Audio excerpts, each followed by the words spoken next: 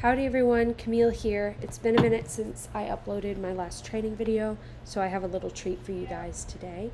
This is Serendipity. She is a 4-year-old mare. We believe she is a thoroughbred, but her exact ancestry is not known. She could be thoroughbred appendix, but she's a really nice mare that I have in for training. She was rescued when she was a year old and spent some time in the rescue growing up and battling some challenges with hormonal imbalances, and was sent to me for training. She's been with me, I think, a couple months now, and she had to learn pretty much everything from the ground up. She had a lot of issues when it came to groundwork. She didn't really know how to handle pressure. Anytime anyone put pressure on her, she'd rear up and jump forwards, sometimes pretty close into your personal bubble. And it wasn't a matter of her being aggressive or her being mean or anything like that. She just really didn't know what to do when someone asked her to perform a certain task or answer a certain question. So it took a lot of work on the ground to get her to understand what is being asked of her and make her a more relaxed, willing, and comfortable partner. So the groundwork side of things took a while, but now she's getting ready for her first ride. I'm down there on the ground. My friend Jules is helping me get her ready for her first ride. So what we're doing right now is putting Jules up there, a little bit side saddle, and we're just doing this as kind of a bit of a test. You can see Jules is waving her arms around, she's kicking her feet around, she's rubbing Serendipity all over and making a little bit of noise. This is to see if I have done a good job of preparing her to handle seeing and feeling a rider up on her back before I have Jules swing a leg all the way over. This is kind of the test phase, because if Serendipity was to buck or jump or spook or try to take off, Jules can slip down just like she did right there and be perfectly safe.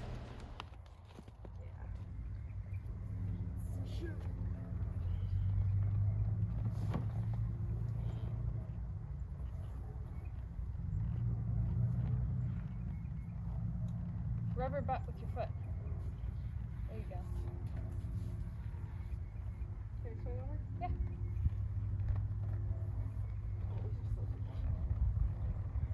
No, they're not. Those hurt my knees when I ride them that short. Too long.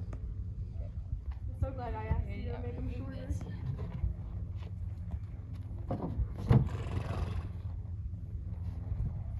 go nowhere yet. Oh, I'm shifting my weight. Alright. You ready? Yep. For take Same thing. Yeah, I'm not going to put my leg on her. I'm just going to sit here and be a sack of potatoes. So the first thing I asked Serendipity to do when I put Jules on her is a little bit of a hind quarter yield. And this gets her moving and feeling Jules as a rider above her, but her attention is still very much on me. I have a lot of control because I'm right there at her shoulder. I've got her nose tipped into me, and if she were to have any sort of spook reaction, I've got a really good handle on her. She's not going to get away from me very easily, at least. And I can ask Jules to move around, bounce around, and just be a little bit of a desensitizing object on Serendipity's back. Now, once we're pretty sure that she's comfortable with all of that, I will start to ask Serendipity to walk forwards a little bit and do these arcing circles. So her attention is still very much on me. It's just as if I had thrown a tarp over the saddle for the first time or any other new object. I want her paying attention to me and not the new object on the back. Now we'll transition over to the phase where Serendipity looks to Jules and takes direction from the rider instead of the handler.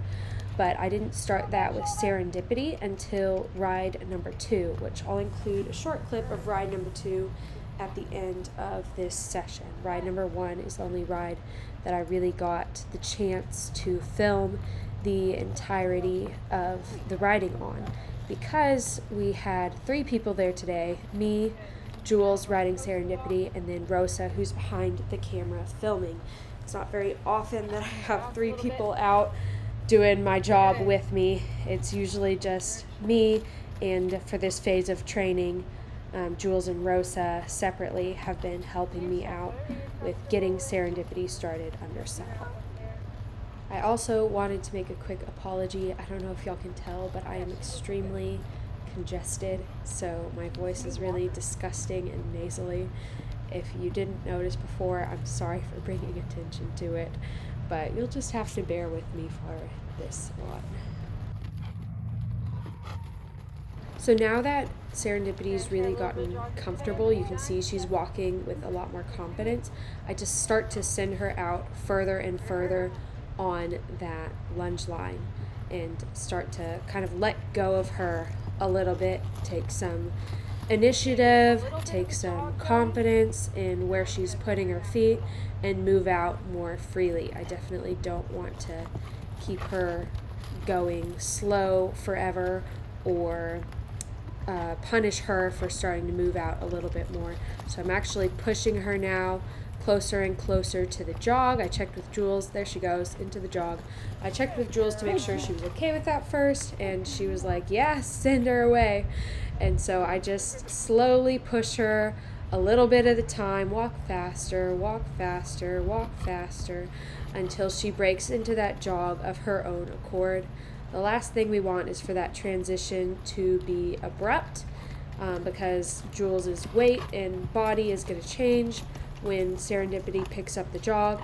I don't want her to kind of scare herself by leaping into that jog, and so I push for a slow transition. You'll see the first time that I ask her to jog going each direction, I only let her jog a couple steps before asking her to slow down and then come back down to me. That's just a safety measure in case she did get a little bit ahead of herself or a little bit nervous in the jog. I'm already prepared. I'd already made the decision to slow her down, and so it's a lot easier for me to bring her back to me. Now, since those 2 times went really, really well, I'm comfortable with asking her to jog out a little bit longer and have Jules post and sit and change her diagonal a little bit and really get Serendipity used to the feeling of someone moving up there at the jog. Now, here in a second, I really start asking Jules to move around a little bit more while jogging by asking her to rub down Serendipity's neck some. And you'll see that she slows down a little bit. She's kind of like, wait a minute, there it is. I'm not so sure if I'm supposed to keep jogging or if I'm supposed to slow down. I'm not really sure what I'm supposed to do. And so I just add a little bit more pressure from behind and say, no, keep jogging, just keep doing exactly what you were doing. I want you to pretty much ignore this person on your back. And so I asked Jules to pet her down again, and once she can pet and keep jogging, that's when I asked Jules to stop, and then we brought her back down to the walk. Now I'm having Jules hop down, and before I do, I have her stand up and down in those stirrups a few times, get Serendipity ready, because her weight's about to change a lot and swing back over. I just don't want Jules to catch her off guard. And there you have it. That was ride number 1. Really successful, really happy with how it went. Okay, thanks. Okay, now ask her to jog.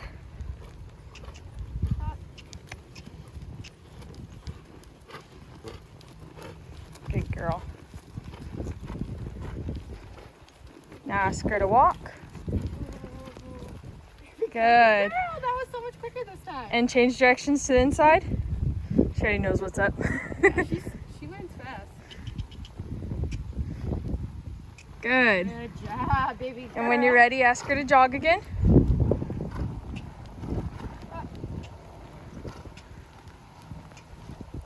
Use your voice.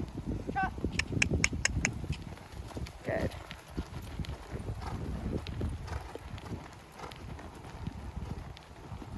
And ask her to whoa again, but when you do, try and keep her straight.